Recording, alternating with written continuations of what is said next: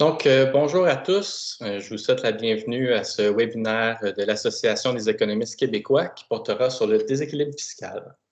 Je me présente, je m'appelle Samuel Roy, je suis membre du conseil d'administration de la section Outaouais de la SDEC. J'ai le privilège d'être le modérateur pour l'événement. Je tiens d'ailleurs à mentionner que les opinions qui sont exprimées au cours du webinaire ne reflètent pas celles de mon employeur. Aujourd'hui, nous avons le plaisir et le privilège de recevoir Marcelin Joannis. Il est titulaire d'un doctorat en sciences économiques de l'Université de Toronto et il est professeur titulaire à Polytechnique Montréal. Monsieur Joannis est présentement chercheur invité au département de sciences économiques de l'Université de Montréal ainsi que chercheur au Cerium.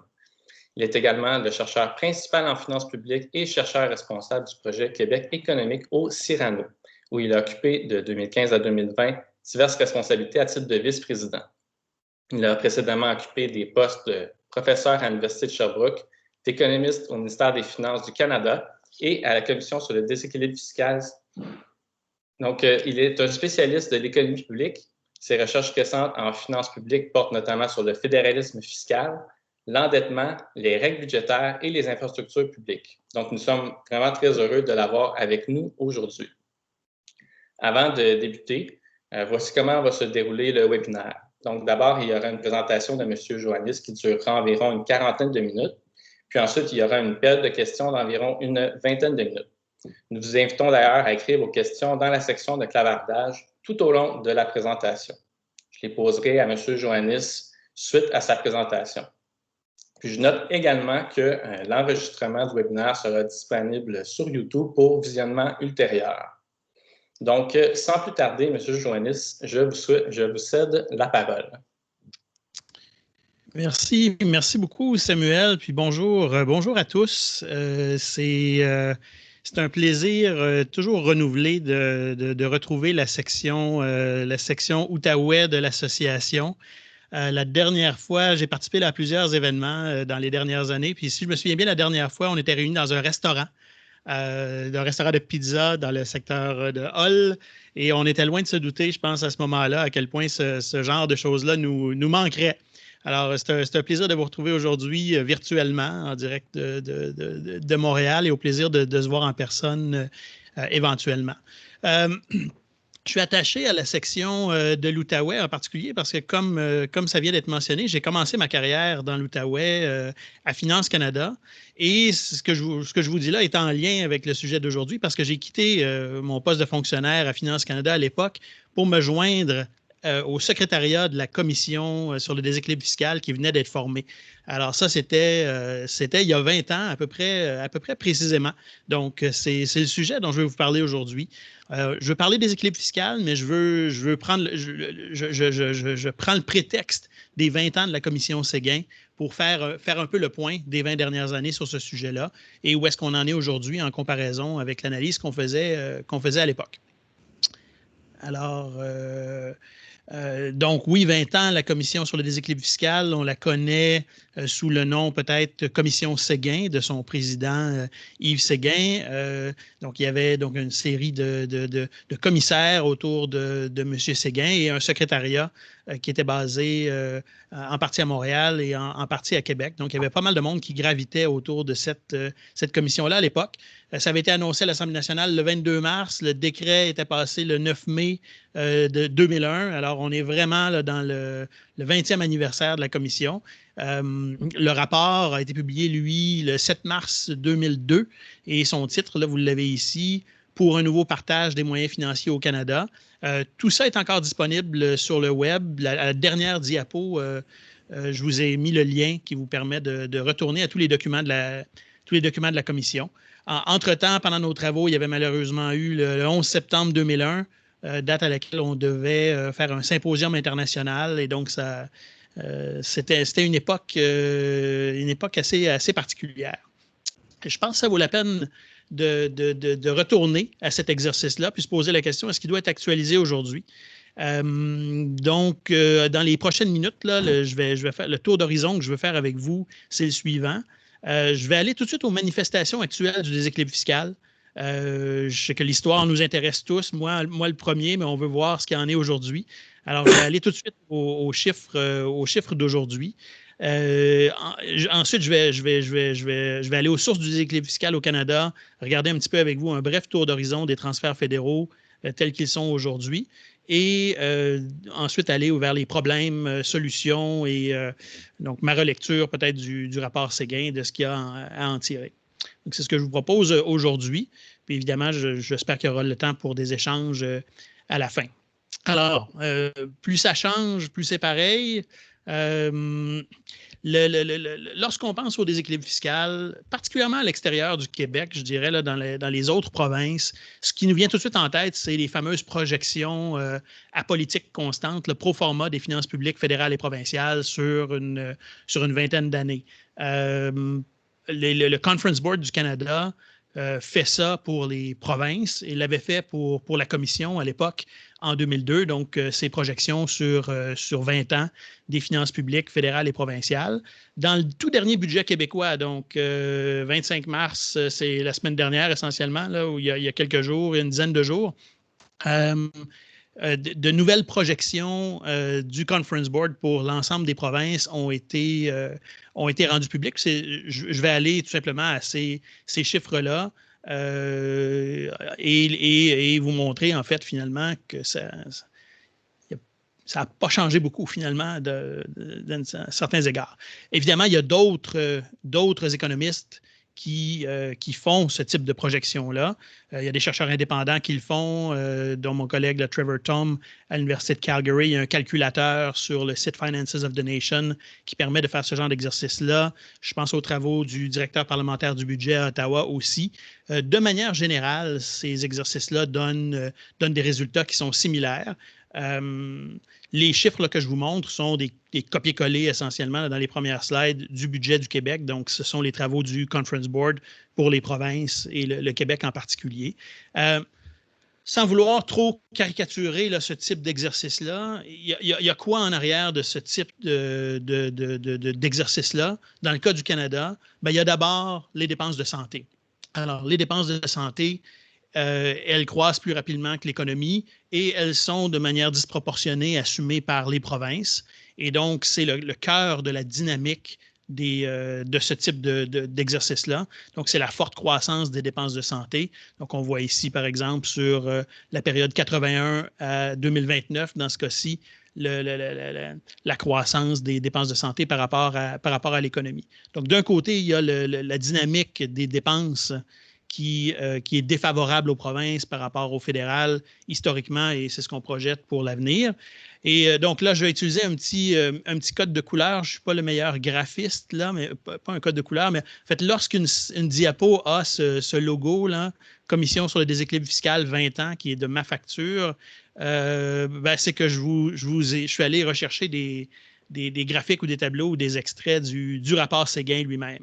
Alors, c'est pour vous montrer, là, la diapo que je viens de vous montrer ici, qui est dans le budget du Québec de la semaine dernière, on l'avait à toutes fins utiles il y a 20 ans aussi dans le rapport Séguin. Le nouveau graphique est meilleur que le nôtre à l'époque. Mais en gros, donc, cette dynamique des dépenses de santé qu'on avait à l'époque, elle est encore là. Donc, des responsabilités en matière de dépenses qui engendrent des pressions à long terme plus importantes sur les finances provinciales que fédérales. Donc, c'est encore ce qu'il y a derrière ces projections-là. On avait aussi une analyse du côté des revenus dans le rapport Séguin à l'époque. Et ce qu'on observait, c'est qu'historiquement, l'occupation effective des champs fiscaux était favorable aussi au fédéral. C'est-à-dire que la croissance inhérente du côté des revenus aussi avait tendance à être meilleure, plus soutenue, plus rapide que l'économie du côté du fédéral par rapport aux provinces. Donc, on avait aussi une occupation des champs fiscaux qui avait tendance à favoriser les finances publiques fédérales par rapport aux finances publiques provinciales. Donc, bien entendu, vous mettez ces deux dynamiques-là ensemble, côté revenus, côté dépenses. Qu'est-ce que ça donne? Voici ce que ça donne actuellement donc dans une perspective, donc ça c'est l'ensemble des provinces et des territoires cette fois-ci. Et donc vous avez en noir ici l'évolution des finances publiques projetées par le Conference Board pour le fédéral et pour l'ensemble des provinces. Alors, ce qu'on voit donc à politique constante, les projections montrent une détérioration progressive des finances publiques provinciales et une amélioration progressive au fédéral. Ça, c'est le graphique qu'on avait il y a 20 ans. On ne fait pas souvent ça comme économiste, hein, retourner il y a 20 ans pour voir qu'est-ce que ça donne aujourd'hui. Alors, moi, je me mouille aujourd'hui. En fait, on avait donc à peu près la même chose, hein, donc une détérioration progressive du côté des provinces et une amélioration progressive du côté du fédéral. Dans ce cas-ci, c'est le Québec qui était représenté à l'époque. Donc là, ça s'est tiré du rapport Séguin d'il y a 20 ans.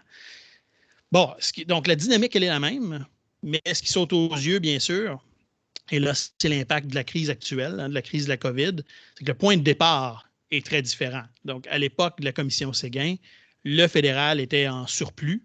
Et donc, ce qui frappait, évidemment, c'était les surplus du fédéral comparés au déficit des provinces.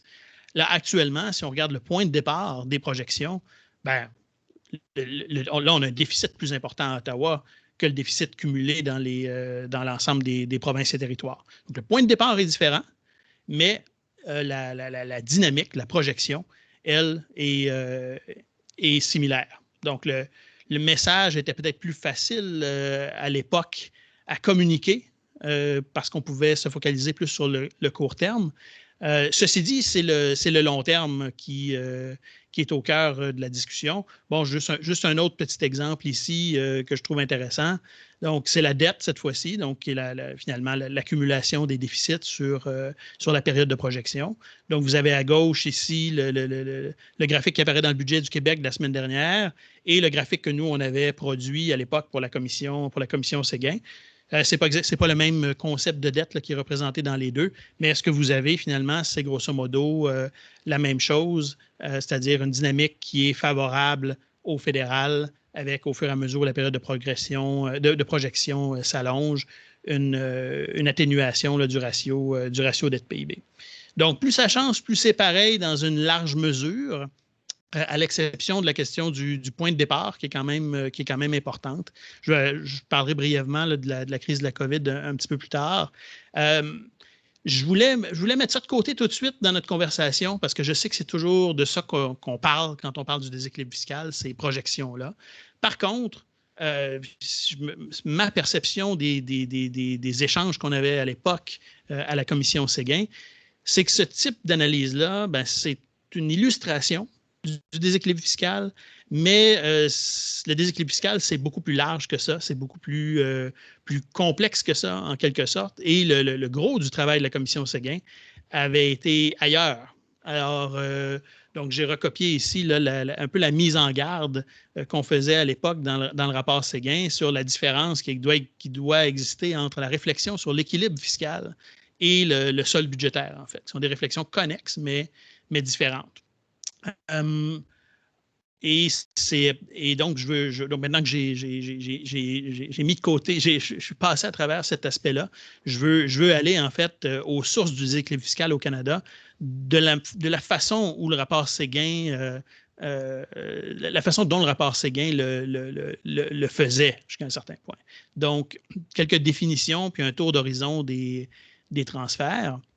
Dans les présentations sur le déséquilibre fiscal, aujourd'hui, le webinaire, qu'est-ce que c'est le déséquilibre fiscal, en fait?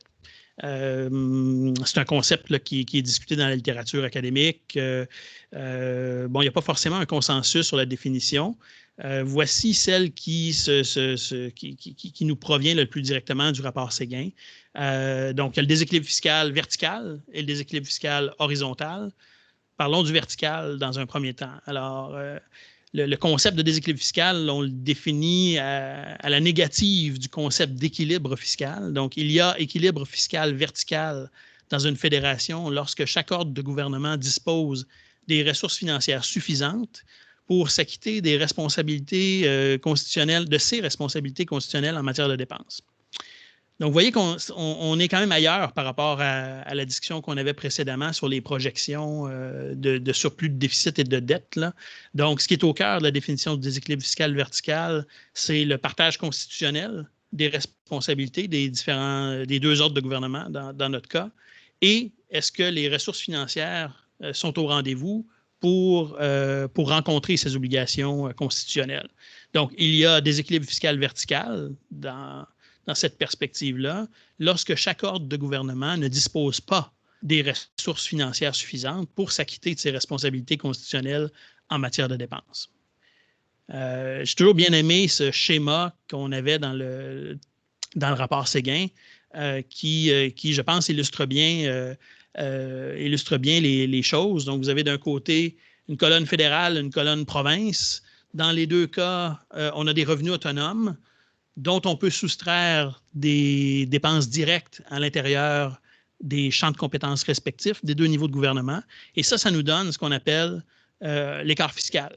Donc, l'écart fiscal, il va être positif typiquement dans une fédération pour le gouvernement fédéral et négatif dans une fédération pour les provinces. C'est clairement le cas au Canada, certainement depuis la Deuxième Guerre mondiale, alors que le fédéral perçoit plus de revenus par rapport à ses dépenses directes dans les champs de compétences, dans ses champs de compétences, et les provinces, à l'inverse, perçoivent des revenus insuffisants de manière autonome pour s'acquitter de leurs responsabilités. Alors, c'est là que les transferts entrent en jeu. Et les transferts, c'est notre mécanisme pour combler le déséquilibre fiscal vertical. Donc, cet écart fiscal-là, moins les transferts ou plus les transferts dans le cas du fédéral et des provinces, ça nous donne un total qui nous donne un solde final qui en principe est nul si l'équilibre fiscal se vérifie et qui sera positif ou négatif selon le niveau de gouvernement si on a un déséquilibre fiscal. Donc, ce qui est clair ici, c'est le rôle clé des transferts comme mécanisme pour combler pour pallier le déséquilibre fiscal vertical. Au Canada, quel est notre véhicule, notre mécanisme destiné spécifiquement à combler l'écart fiscal vertical? Ce sont les transferts dits sociaux, donc deux programmes principaux qu'on connaît tous. Donc, le transfert canadien en matière de santé, le TCS, et le transfert canadien en matière de programmes sociaux, le TCPS. Ces deux programmes-là ont déjà été ensemble dans le TCSPS, ont été reséparés, etc. Ils sont séparés actuellement. Certainement par rapport aux discussions qu'on avait il y a 20 ans ou à l'historique, ces programmes-là se sont simplifiés au sens où aujourd'hui, la répartition horizontale entre les provinces de ces transferts-là se fait essentiellement per capita. La seule exception, je dirais, notable, c'est dans le cas du Québec, une portion est toujours réputée aujourd'hui être versée sous forme d'espace fiscal, le fameux abattement spécial du Québec. Là. Donc, Québec perçoit plus d'impôts directement et donc reçoit moins de transferts à cet égard-là. Ces transferts-là ne sont pas prévus à la Constitution, donc c'est un mécanisme ad hoc, essentiellement. Et en principe, le transfert canadien en santé est un transfert conditionnel et il est conditionnel au respect par les provinces de la loi canadienne sur la santé. Donc ça, c'est notre mécanisme actuel. Il a peu changé, somme toute, là, depuis 20 ans, en se simplifiant peut-être un peu. Donc ça, c'est le déséquilibre fiscal vertical. On a le déséquilibre fiscal horizontal aussi. Là, ici, j'ai tiré la définition plutôt du rapport qui avait été fait par le Conseil de la Fédération quelques années après le rapport Séguin. Donc, le déséquilibre fiscal horizontal peut se définir comme la différence entre les capacités des provinces et des territoires à générer des revenus. Les provinces et les territoires n'ont par conséquent pas les mêmes capacités d'offrir des services à des niveaux de qualité et de fiscalité sensiblement comparables. Donc là, on est sur autre chose. On est sur la réalité qu'il y a des provinces plus à même de percevoir des recettes que d'autres. Et notre mécanisme qui est destiné à corriger le déséquilibre fiscal horizontal au Canada, le principal mécanisme, bien sûr, c'est la péréquation. La péréquation, c'est le seul transfert fédéral d'importance qui figure à la Constitution. Ce n'est pas tous les jours qu'on retourne à la Constitution. Je suis retourné, moi, récemment pour autre chose. Mais bon, donc, qu'est-ce que dit la Constitution là-dessus? On le sait, hein, c'est assez général et assez flou ce qu'elle dit. Le gouvernement du Canada et le Parlement prennent l'engagement de principe de faire des paiements de péréquation propres à donner aux gouvernements provinciaux des revenus suffisants pour les mettre en mesure d'assurer les services publics à un niveau de qualité et de fiscalité sensiblement comparable. Donc, on voit que c'est assez éloigné, ce qu'il y a dans la Constitution, de la perception de beaucoup de citoyens, je pense, de ce qu'est la péréquation. Hein. Donc, notre péréquation actuellement au Canada, donc elle est versée par le gouvernement fédéral et elle vise rien de plus, rien de moins que l'égalisation de la capacité des gouvernements provinciaux à assumer des dépenses dans leur champ de compétences. Donc, c'est la capacité fiscale qui est égalisée. Ce ne sont pas les dépenses elles-mêmes ou ce ne sont pas les besoins des provinces en matière de dépenses. Donc, c'est un programme qui, en quelque sorte, respecte dans une large mesure l'autonomie des provinces. Là. On est vraiment sur le côté des revenus et pas du tout sur le côté des dépenses. Donc, si une province dépense plus qu'une autre, ben, il n'y a pas de. On le sait, hein, donc il n'y a pas d'effet automatique. C'est pas parce qu'une province a des programmes sociaux plus généreux, par exemple, qu'elle va recevoir plus de péréquation, etc. Donc, je pense un travail important. C'est peut-être pour ça aussi que on repasse aujourd'hui ensemble peut-être là-dessus. Il y a un travail important à faire au niveau pédagogique, je pense, sur comment fonctionnent les transferts. Notre péréquation au Canada, elle est très élégante dans son fonctionnement.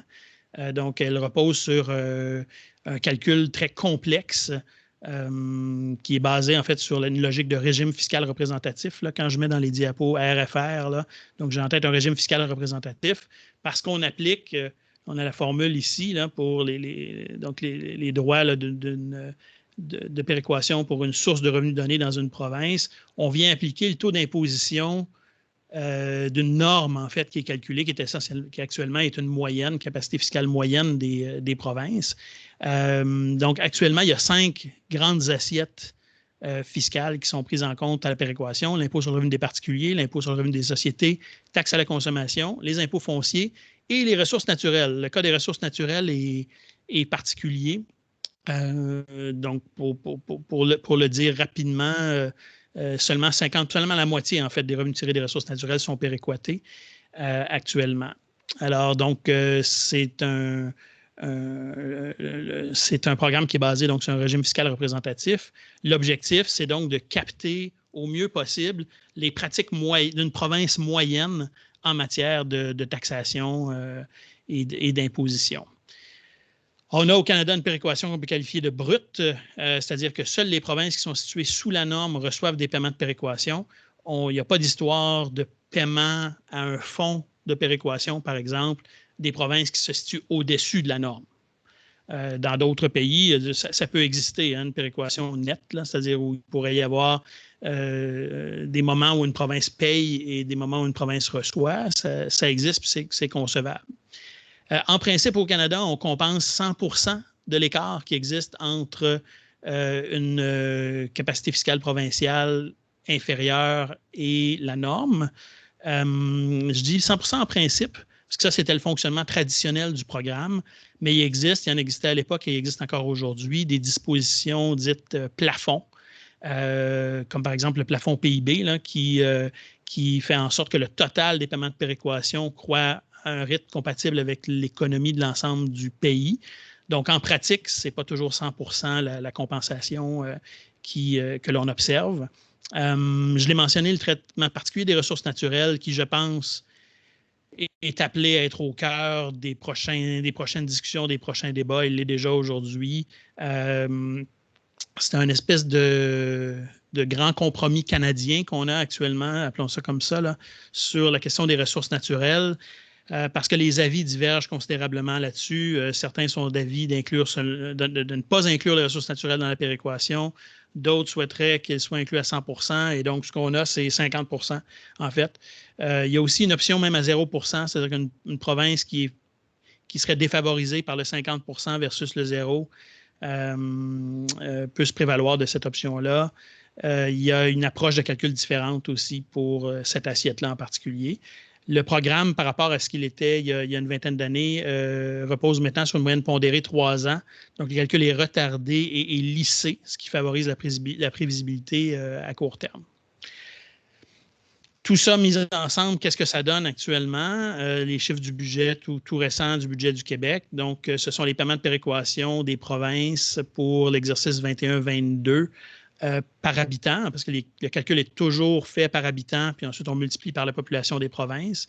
Donc, par habitant, le Québec est la province bénéficiaire qui reçoit le plus faible montant, 1 559 $ par habitant. C'est le double à peu près à l'île du Prince-Édouard et les trois autres provinces, donc Nouveau-Brunswick, Nouvelle-Écosse et Manitoba, qui en reçoivent, sont entre les deux. Il y a eu des années dans le passé où d'autres provinces, bien sûr, en ont reçu, Terre-Neuve, la Saskatchewan, l'Ontario, etc. Mais actuellement, on a 5 provinces qui bénéficient. Donc, le Québec par habitant est toujours clairement celle qui en reçoit le moins. Mais bien sûr, vous voyez bien que le Québec est de loin la plus grosse de ces provinces-là. Et c'est l'explication pour laquelle le Québec a la plus grosse part du programme. Donc, on est la province la plus proche de la norme, en dessous de la norme, mais qui est la plus grosse parmi les provinces bénéficiaires. Il y a d'autres programmes de transfert, des fonds ciblés en santé, des fonds ciblés en infrastructure.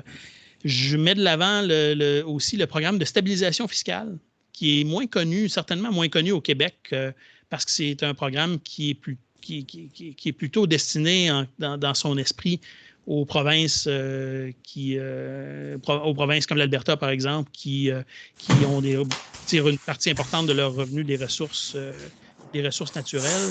Une partie importante du débat, je pense, des prochains mois et des prochaines années va peut-être se tourner autour de ce programme-là. Alors, c'est un programme qui offre une aide financière à toute province qui subit une baisse de ses revenus non liés aux ressources de plus de 5 % ou de plus de 50 % des revenus liés aux ressources. Et donc, voilà. Donc, tout ça mis ensemble, qu'est-ce que ça donne pour le Québec? Québec reçoit en 2021-2022, 27 milliards, grosso modo, de transferts fédéraux. La moitié provient de la péréquation, 13 milliards. Transfert en santé, 7 milliards. TCPS est à 1,6 et les autres programmes, quand même, vont chercher un 5 milliards. Donc, voilà pour les transferts. Les transferts eux-mêmes, c'est de là que doit partir toute discussion sur les solutions au déséquilibre fiscal. Hein. Qu'est-ce qu'on veut changer dans ces programmes-là pour qu'ils soient mieux à même de régler le déséquilibre fiscal, de combler l'écart fiscal. Un autre élément, puis le rapport Séguin en parlait beaucoup, c'est le cadre institutionnel qui permet de déterminer les arrangements financiers intergouvernementaux. Dans le cas du Canada, à l'exception de la disposition constitutionnelle que je vous ai mentionnée tantôt, tout le cadre institutionnel qui entoure les arrangements financiers est un cadre ad hoc. Donc, il y a bien sûr des instances fédérales provinciales, autant politiques qu'au niveau des fonctionnaires. Il y a des instances interprovinciales, mais ultimement, la décision revient toujours au gouvernement fédéral de déterminer unilatéralement, en quelque sorte,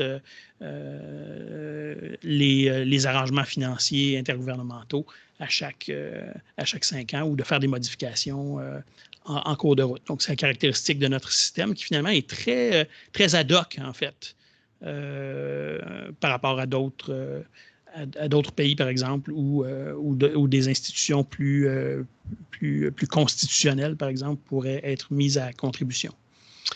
Bon, évidemment, je vais arriver aux problèmes et solutions. Est-ce qu'on a un déséquilibre fiscal aujourd'hui? Qu'est-ce qu'il y en est par rapport à l'époque? Quelles sont les solutions qu'on peut mettre de l'avant?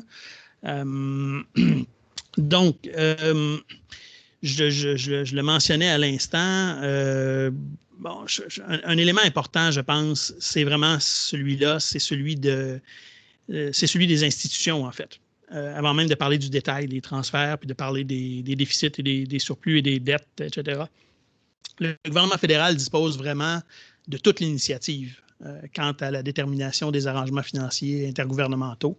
Le résultat de ça, ou un des résultats de ça, et ça, c'est plus mon analyse que l'analyse à l'époque de la commission Séguin, là, mais c'est que ça permet au gouvernement fédéral, ça place le gouvernement fédéral dans une position avantageuse pour s'isoler le plus possible des pressions en provenance des transferts fédéraux.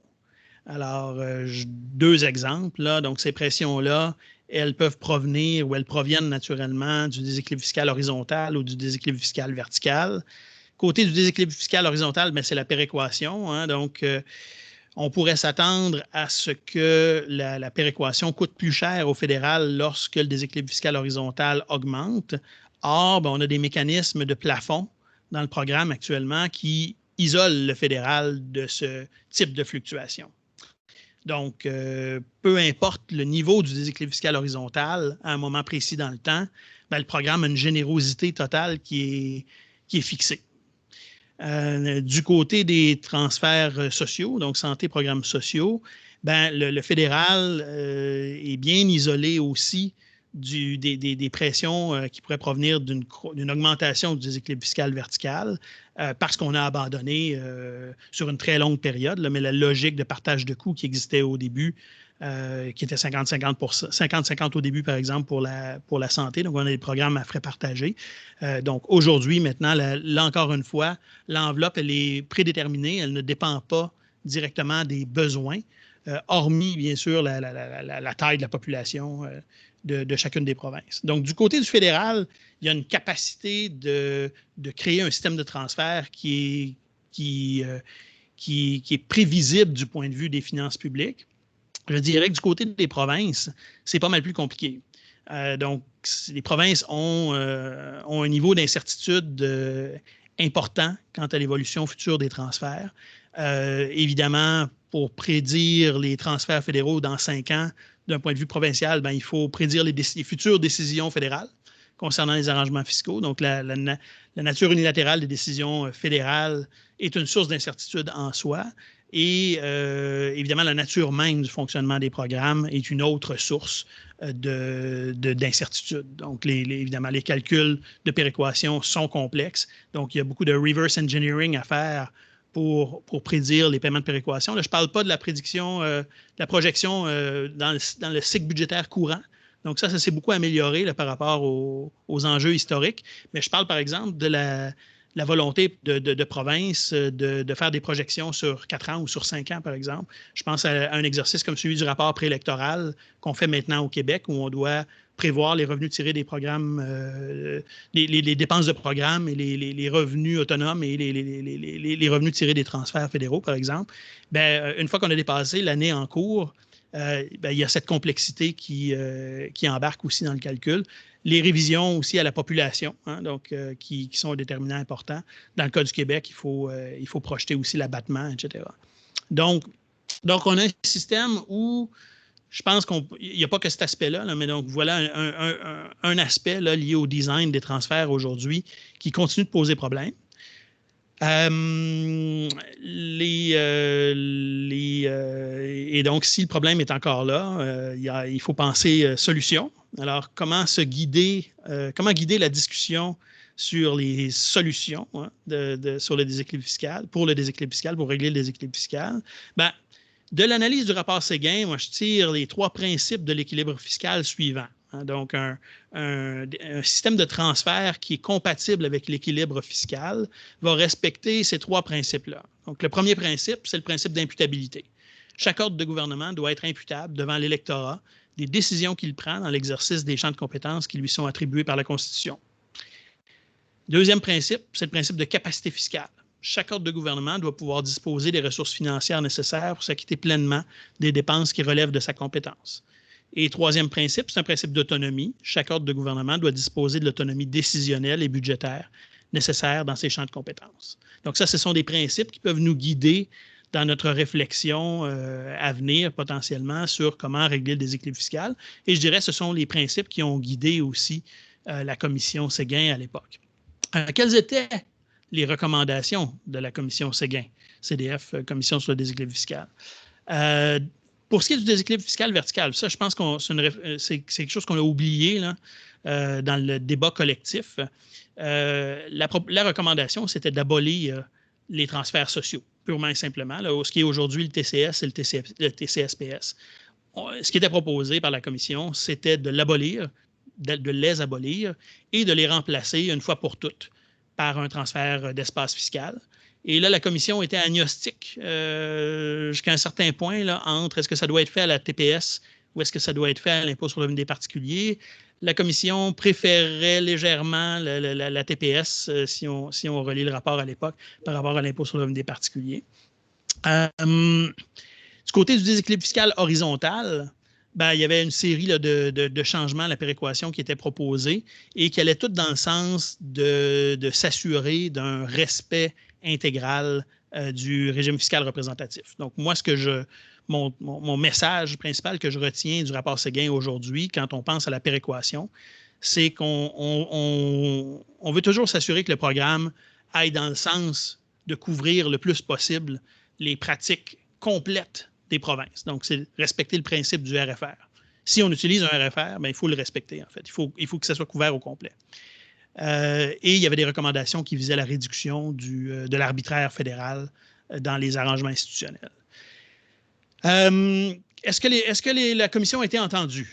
Elle a été pas mal entendue dans les milieux académiques, je pense. Le rapport avait été bien reçu à l'échelle canadienne, puis beaucoup de ce qu'il y avait dans ce rapport-là s'est retrouvé aussi dans la position du Conseil dans les positions du Conseil de la Fédération qui ont suivi. Évidemment, les transferts sociaux n'ont pas été abolis, mais c'est une proposition qui revient périodiquement et pas seulement en provenance du Québec. Donc, on l'entend là, à l'occasion, puis ça va revenir, je pense, dans les discussions, à tout le moins. Donc, les transferts sociaux sont encore présents. Stratégie commune avec les autres provinces, oui, ça a été fait. Il était recommandé de passer à la norme des 10 pour la péréquation, oui, ça a été fait. Éliminer les dispositions plafond à la péréquation, non, de telles dispositions sont toujours en vigueur. Brièvement, la formule avait changé au milieu des années 2000 et on est revenu rapidement dans une logique de plafond. Respect intégral du régime fiscal représentatif à la péréquation. La péréquation a changé beaucoup après le rapport O'Brien de 2006, mais on a toujours un calcul de la péréquation qui repose sur l'exclusion partielle des revenus tirés des ressources naturelles. Donc, on est encore assez loin. On demandait aussi aucune modification de méthodologie ou de données en deux renouvellements quinquennaux. Fondamentalement, il n'y a pas de garantie additionnelle en ce sens aujourd'hui, là, et la manière de fonctionner demeure globalement la même. Donc, au final, ce que moi je retiens, c'est beaucoup de changements, beaucoup de bruit jusqu'à un certain point, mais peu de progrès fondamentalement. Il faut noter qu'il y a eu des gains quand même. Donc, la péréquation est plus prévisible qu'avant. C'est-à-dire que sur le cycle budgétaire, là, sur un an, là, donc c'est beaucoup plus facile pour les provinces. Les provinces connaissent plus rapidement le montant qui va être reçu. Par contre, le fonctionnement traditionnel de la péréquation est fortement affecté par les différents plafonds qui sont imposés. Donc, le programme actuel de péréquation s'est éloigné progressivement du respect intégral du RFR. Je pense que c'est beaucoup une dynamique politique qui est derrière ça. Et la question de l'exclusion des ressources naturelles, je pense, est une question sur laquelle il faut revenir. La question des plafonds, la manière dont les changements sont annoncés aussi doit faire l'objet de réflexions additionnelles. Donc, globalement, je dirais que les recommandations de la Commission sont toujours pertinentes aujourd'hui, mais forcément, l'analyse doit être actualisée. Donc, je vous encourage à retourner lire ça. C'est très intéressant. Je pense que ça a bien vieilli. Je pense qu'il faut être juste aussi. On est 20 ans plus tard. Quand on relit ça aujourd'hui, je pense qu'on ne peut pas juste se dire, bon, on a fait l'analyse il y a 20 ans. Il y a des angles morts dans le rapport Séguin. Lorsqu'on le lit, ce n'est pas une critique envers la Commission, mais lorsqu'on le lit aujourd'hui, avec nos yeux d'aujourd'hui, bon, évidemment, la question des crises sanitaires, l'impact de la COVID, là, est à prendre en compte et il faut se poser la question, qu'est-ce que la crise actuelle change aux relations fédérales-provinciales? Je vais revenir là-dessus dans un petit instant. Il y a toute la question des municipalités. Au Canada, il y a officiellement 2 ordres de gouvernement, le fédéral et les provinces. Les municipalités sont des créatures des provinces. Est-ce qu'on peut encore parler aujourd'hui du déséquilibre fiscal en excluant une réflexion sur les municipalités qui jouent aujourd'hui un rôle beaucoup plus important. Je pense que poser la question, c'est un peu y répondre. Je pense qu'une analyse qu'on ferait aujourd'hui devrait s'attarder beaucoup plus à l'enjeu des municipalités. Sur le thème des gouvernements locaux, je mentionne aussi toute la question des gouvernements autochtones aussi et des territoires qui n'étaient pas là, dans notre mandat à la commission Séguin à l'époque, mais qui, je pense, sont des enjeux là, qui demandent à être regardés aujourd'hui là, beaucoup plus en détail. Question des changements climatiques aussi et très connectée à ça, la question des ressources naturelles. Donc, le rapport Séguin, encore pertinent aujourd'hui. La plupart de ses recommandations le sont encore aujourd'hui. Par contre, je vois, moi, une nécessité d'actualiser le travail, tant du point de vue Québec que du point de vue de l'ensemble des provinces. Juste pour prendre l'exemple rapidement de l'enjeu des ressources naturelles. À toutes fins utiles, l'enjeu des ressources naturelles, on ne le retrouve pas vraiment dans le rapport de la commission Séguin à l'époque, à l'exception des accords atlantiques là, sur les hydrocarbures extracôtiers. Hein. Donc, il y avait eu des ententes avec Terre-Neuve et la Nouvelle-Écosse qui leur permettaient de conserver les revenus, de ne pas voir leur péréquation diminuer, en fait, au fur et à mesure où ce secteur-là se développait.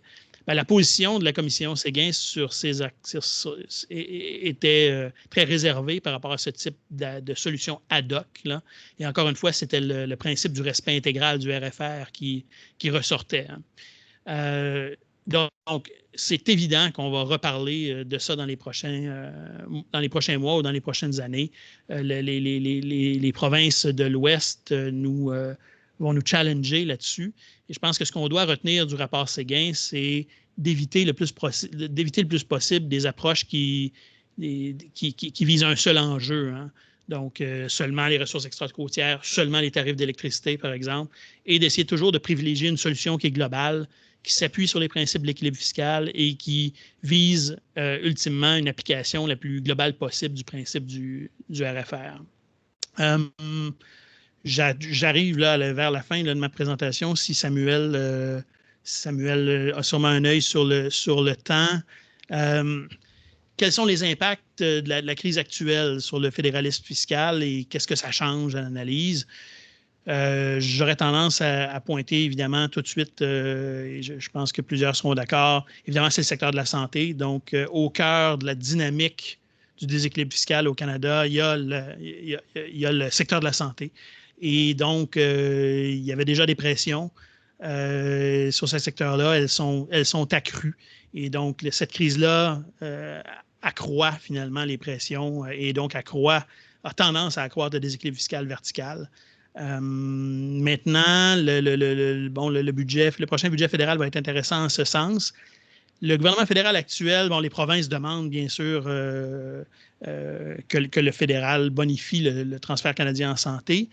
On perçoit à travers certaines prises de position du gouvernement fédéral actuel, notamment la question des normes nationales dans les centres d'hébergement, que la santé est peut-être vue par le fédéral actuellement comme un champ de compétences qui est de fait partagé hein, plutôt qu'exclusif. Donc, quel est le mix qui va être choisi par le gouvernement fédéral pour répondre à cette augmentation du déséquilibre fiscal vertical, transfert versus intervention directe? Je pense que ça, c'est à suivre. La dynamique des finances publiques entre les deux ordres de gouvernement, elle est vraiment similaire à celle qui existait au début des années 2000. Mais évidemment, je le mentionnais tantôt, le point de départ est complètement affecté par la crise actuelle. Et bien, évidemment, le point de départ et le début de la période de projection est celui dans le cadre duquel on prend des décisions politiques. Alors, ça va forcément avoir un impact sur la manière dont ces nouvelles pressions sur le déséquilibre fiscal vont être éventuellement solutionnées. Plus globalement, l'exercice de projection des finances publiques à long terme est devenu considérablement plus incertain. Que ce soit dans un sens ou dans l'autre, les difficultés que je mentionnais pour les provinces de prévoir le futur, elles sont accrues, certainement. Donc, il y a des développements récents, il faut les suivre. Dans l'annonce, donc dans la mise à jour de l'automne 2020 de Finances Canada, il y avait l'annonce d'une réforme du programme de stabilisation fiscale. Je pense que ça va répondre jusqu'à un certain point à des demandes en provenance notamment de l'Alberta. Donc, on annonce un programme qui va être plus généreux, donc qui va permettre des paiements de stabilisation, notamment à l'Alberta, plus généreux.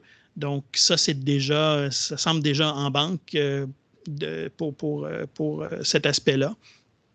Parce qu'il y a la discussion sur la péréquation, elle est souvent mélangée dans des discussions qui devraient plutôt finalement se faire sur l'enjeu de la stabilisation fiscale. La péréquation vise à égaliser les capacités fiscales essentiellement sur le long terme, le structurel, puis le programme de stabilisation est sur le conjoncturel. Surtout du point de vue du Québec, souvent on ignore complètement même le programme de stabilisation fiscale dans nos discussions. Il existe, puis ça vaut la peine de le regarder beaucoup plus en détail. Il y a eu l'annonce du 25 mars aussi du fédéral à nouveau sur une bonification du transfert canadien en santé, donc des versements additionnels, mais ponctuels, encore une fois. Donc, c'est à voir ce qu'on aura sur une période plus longue. Et la demande des provinces est toujours sur la table là, de ramener le TCS à 35 % des dépenses de santé. Par rapport, bien sûr, aux 50 qu'on avait historiquement, mais il y a bien longtemps. Donc, si je me fie aux chiffres du gouvernement du Québec ici, donc tels qu'ils sont publiés dans le budget, voici ce que serait l'impact d'une application, d'une réponse pleinement favorable du fédéral aux demandes des provinces. Donc ce sont les soldes budgétaires fédérales et provinces en 35-36 dans une quinzaine d'années à peu près. Et donc, actuellement, ce qui est prévu, c'est le gouvernement fédéral en surplus et les provinces en déficit. Et finalement, l'impact tel que calculé là, par le Conference Board serait finalement d'égaliser la situation déficitaire à la fois du fédéral et des provinces et territoires. Monsieur Joannis, 2 minutes oui, pour conclure. Oui, merci. Ça tombe bien. J'arrive à ma conclusion. Merci Samuel. Je pense qu'on a besoin d'une nouvelle commission Séguin aujourd'hui. Quelques questions auxquelles il faudrait répondre en rafale. Les finances publiques fédérales doivent-elles être isolées des pressions financières liées à la volatilité des capacités fiscales provinciales? Les arrangements fiscaux devraient-ils prendre en compte l'hétérogénéité entre les provinces des besoins en matière de dépenses? Il manque un point d'interrogation sur la slide ici. Bien que souhaitable en principe, le respect intégral du RFR semble politiquement difficile à appliquer. Est-ce qu'une approche macro simplifiée résisterait mieux aux pressions politiques? Et faut-il revoir le cadre institutionnel pour intégrer explicitement les provinces dans le processus décisionnel? Donc, je pense qu'il y a beaucoup de questions et de nouvelles questions qui nécessitent d'actualiser le processus. Dans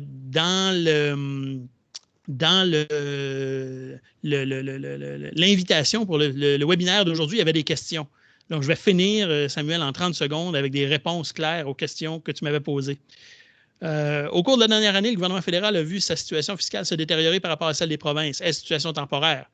Oui, c'est une situation temporaire. C'est ce que montrent les projections pro forma. Les premiers ministres des provinces ont-ils raison de demander au gouvernement fédéral de contribuer davantage? Oui, ils ont raison, à court terme, du moins, mais il faut se souvenir que la commission Séguin proposait d'abolir ces transferts-là. Donc, c'est une étape intermédiaire vers, éventuellement, ce qui devrait probablement être un transfert d'espace fiscal. Et finalement, la situation actuelle est-elle similaire à celle qui prévalait au début des années 2000? Il y a des différences dans le point de départ, mais oui, dans une large mesure, les constats de 2002 demeurent valides aujourd'hui, ce qui est en partie... ce qui nous attriste en partie, bien entendu, de constater que 20 ans plus tard, le gros du défi, je dirais, est encore là. Donc, merci beaucoup. Super, merci beaucoup, M. Joannis. Ça a été vraiment très instructif, une excellente présentation. Donc, ça nous mènerait à la période de questions. Je vous invite à écrire vos questions dans la boîte de clavardage. On en a déjà quelques-unes qui nous ont été posées, donc je vais y aller à l'instant.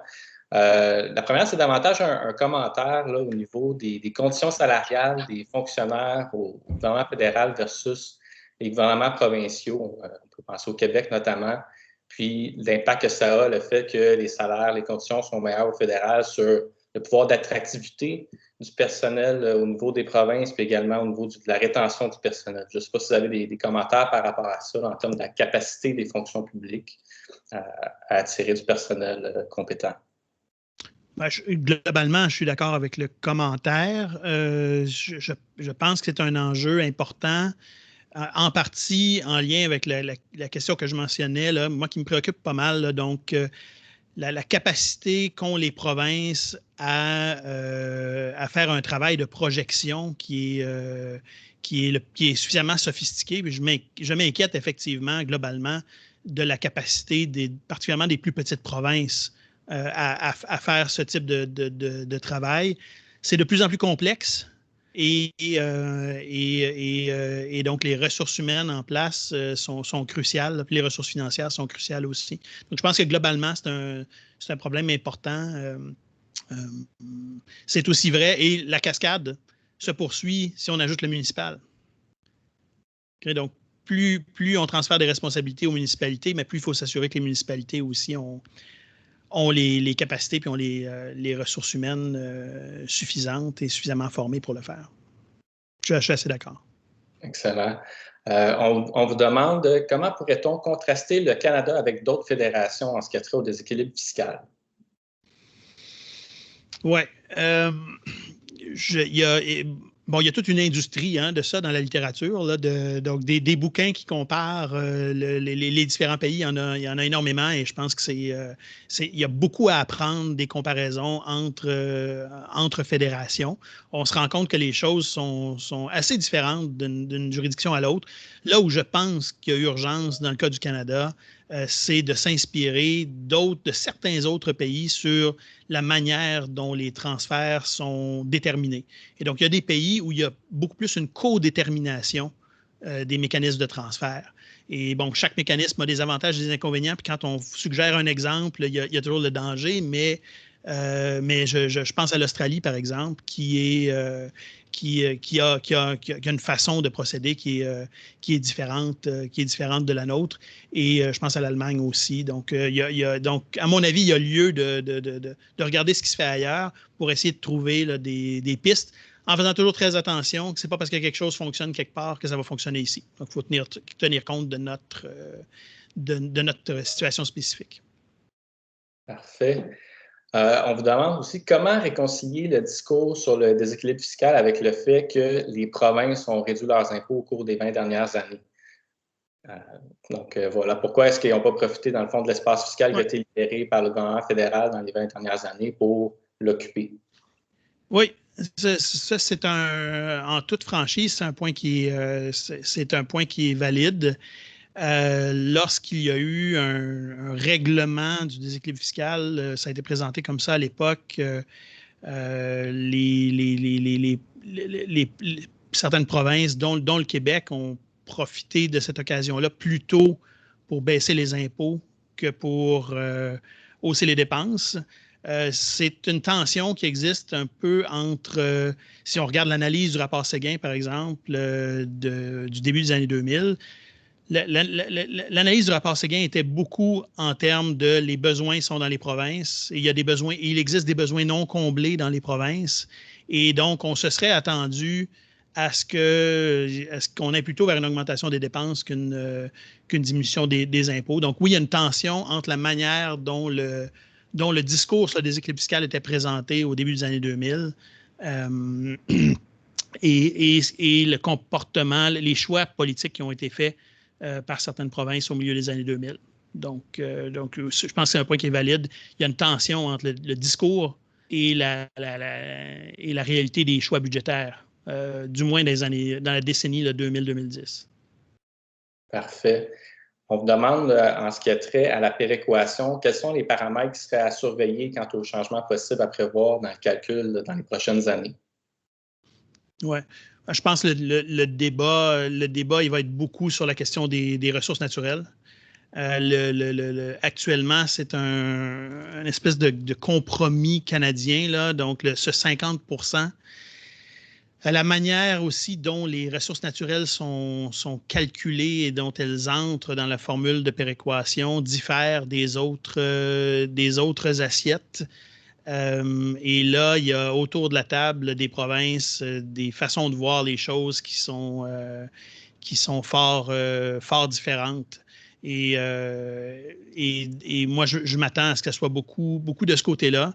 Une vieille demande, bien sûr, des provinces autres que le Manitoba et le Québec, c'est de modifier la manière dont nos faibles tarifs d'électricité sont pris en compte par la formule de péréquation. Et ça, c'est un débat qui est très technique et qui ouvre justement la porte à la prise en compte de cet enjeu-là, mais d'autres enjeux similaires aussi.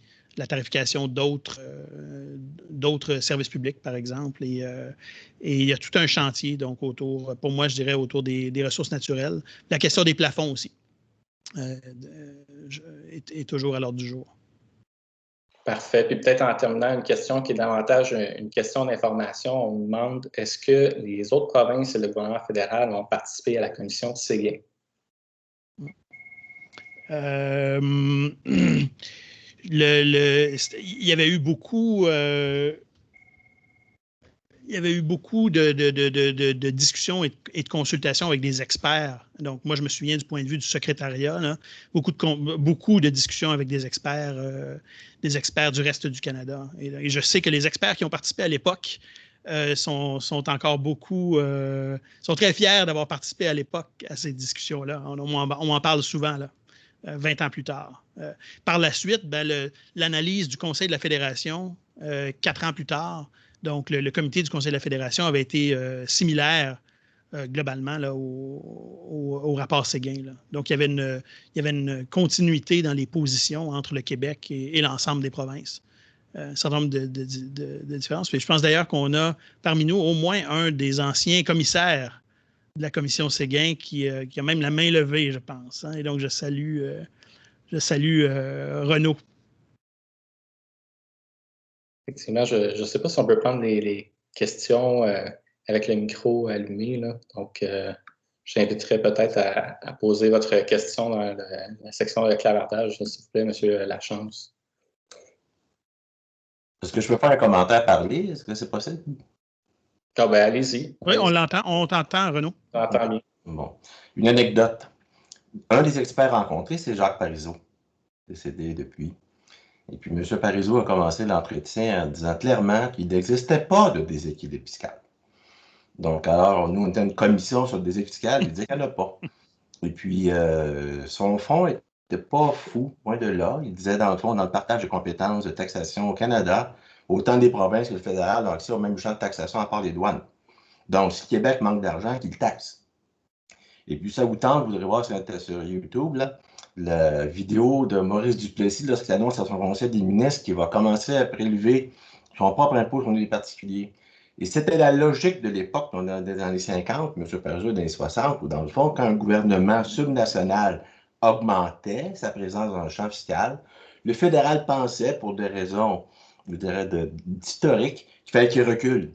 Et là, vous avez au gouvernement Peterson, vous avez des points d'impôt, des points d'impôt aux corporations de 10 puis là, vous allez avoir des situations où, là, même Duplessis, dans le scénario, dit on crée un impôt sur les particuliers, ça va forcer le fédéral à reculer les siens. M. Parizeau était de cette culture-là. Fait qu'il nous avait dit il n'y a pas de déséquilibre fiscal. Québec aille chercher l'argent qu'il a besoin, puis après ça, le fédéral va reculer. Bon, mais ça, c'était dans les années 60, c'est pas comme ça aujourd'hui. Mais il reste que la commission a recommandé le retrait complet du fédéral du champ de la taxation, de la TPS, parce que c'était de créer, puis je me rappelle très bien, c'était de créer, dans le fond, deux ordres de gouvernement qui n'étaient pas complètement dans les mêmes champs fiscaux. Donc, ils ne vont pas piger dans la même place. Et là, en transférant un paiement d'un ordre de gouvernement à l'autre, là, dans un des principes que tu as annoncé, Marcelin, c'était l'imputabilité. Là, les gens, présentement, dans le domaine de la santé, on veut de l'argent du fédéral, mais le Québec paie moins. Donc, il est moins redevable de la croissance de ses dépenses s'il avait à supporter un champ fiscal payé pour ça précisément. Puis là, je ne prends pas prise à partir pour aucun des ordres de gouvernement. Bon, on a gagné un peu. Le fédéral a reculé sa TPS de 2 Et qu'est-ce qu'a fait le Québec? Pouf, il est allé chercher le 2 assez rapidement. Donc, mais le fédéral n'a pas fait, en tout cas, c'est mon point de vue, le geste stratégique de dire je me retire complètement des taxes à la consommation, puis allez-y, faites les provinces taxer comme vous voulez, puis dépenser comme vous voulez. Il a reculé de 2 points. M. Bachand a récupéré 2 points très rapidement. Ça n'a même pas chialé trop au Québec, alors qu'il aurait pu avoir plus de contestations, mais ça n'a pas chialé. Et puis, là, il a donné un gros montant d'argent pensant à régler des équipes fiscales, puis bon, on l'a donné en baisse d'impôts. Fait que avant qu'on revoie des baisses du taux de la TPS, on va être vieux, là. Je suis déjà rendu là, mais quand même, je ne verrai pas ça pour le moment de mon vivant. Là, ce qu'on va voir, puis si je fais de la taxation de fiction, là, c'est quand le fédéral va être, le gouvernement fédéral va être majoritaire, que la pandémie va être derrière nous, qu'il va falloir régler un peu son problème financier, il va augmenter la TPS. Et là, il va aller chercher ces 2 points d'impôt. Et là, le Québec va devoir décider qu'est-ce que moi je fais là. Est-ce que j'accepte d'avoir un taux de taxe de vente parmi les plus élevés au Canada? Ou bien là, c'est moi qui recule. Donc, on revient dans les années 60. Ça va être vraiment intéressant. C'est ça qu'on voit apparaître. Puis à la commission Séguin, oui, on a reçu beaucoup d'experts. Et puis, on a discuté un peu puis, de la dynamique des dépenses publiques. La dynamique, je trouve ça intéressant là, Marcenet, quand tu parles un peu de la croissance, dans le fond, de la dynamique des prélèvements fiscaux. Probablement qu'on trouverait une dynamique variée aujourd'hui. À l'époque, il faut savoir qu'on est en 2000. Là, le pétrole est encore assez cher. Fait que l'argent que fait le fédéral de l'impôt des corporations, notamment des redevances, pas des redevances, mais des profits des corporations de pétrole, elle a changé un peu depuis. Là. Donc, comme là, on demande 37 milliards au fédéral, mais vous savez qu'on peut bien déplacer 37 milliards au fédéral, mais le fédéral, il va les taxer nous-mêmes, là, dans les mêmes champs fiscaux. Donc, c'est des Québécois, des Ontariens, Ontariennes qui vont payer pareil. Parce qu'on fait juste déplacer, comment je dirais, on fait juste déplacer celui qui va prélever l'impôt.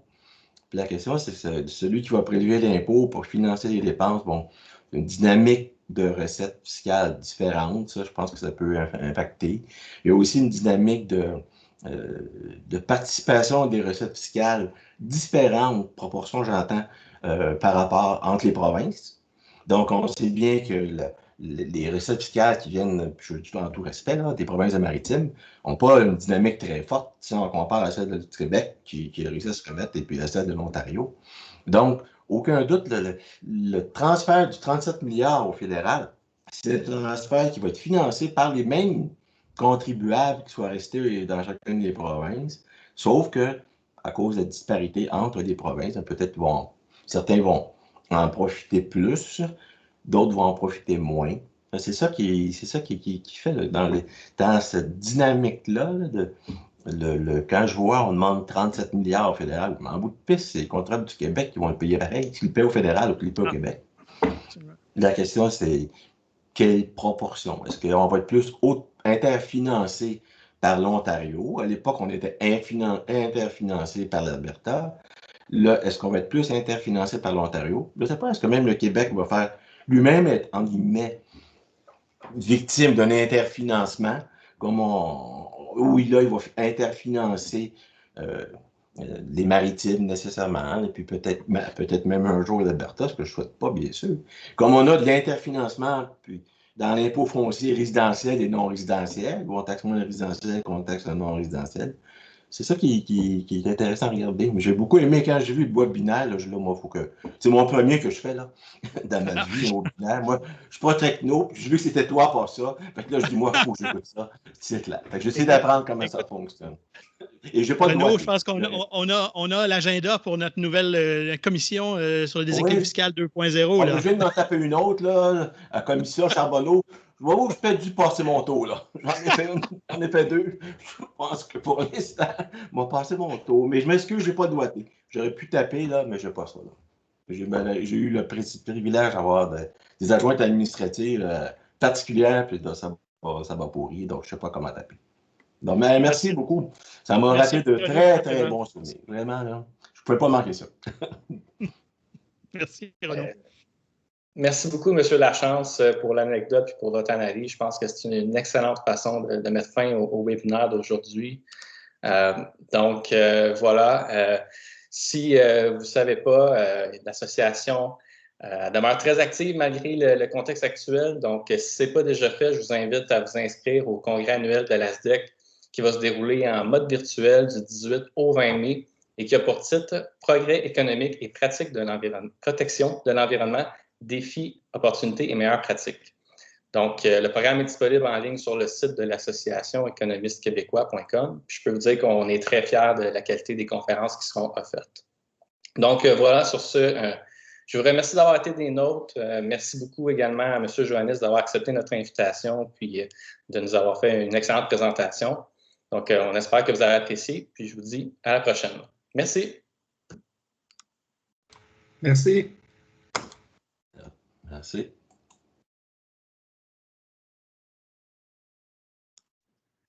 Merci.